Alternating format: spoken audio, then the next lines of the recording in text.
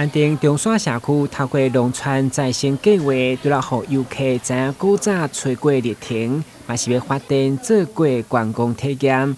不过因为社区个人化，长辈较少甲外界接触，加上教育素质甲社经地位偏低，所以真容易受假消息或者是诈骗影响。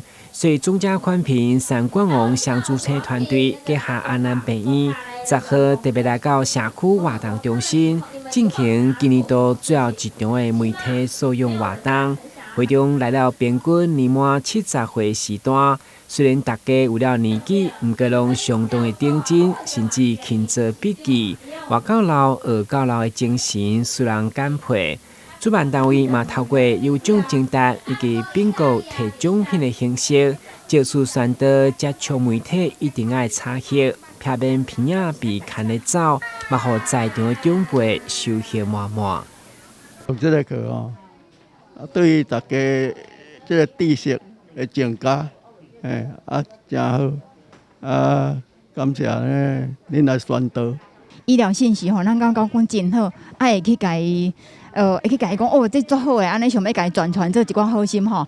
那现在才知道说，原来吼，我们这个对这个社会诶危害，其实嘛是真大啦。因为医药的些多诶迄种查证啊吼，刚刚有讲到听看听，我觉得受用很大。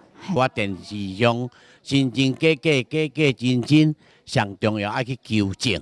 互伊纠正，唔通互即种看到的物件，无一定真诶。因为即摆的手机啊，非常的厉害。伊像咱的讲师伊有讲要变做林主任嘛是有法度，所以讲啥物卖变落去嘛是有法度。所以讲呢，拢爱纠正，上好是甲厝的人有一个通关密语。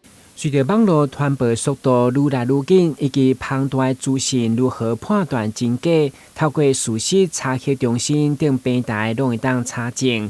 不过，若是歹分别的变造，其实要求对方变换姿势，伫面前的手顶嘛当破解，敢是使用着 AI 技术的骗人，互咱做回来对抗假消息。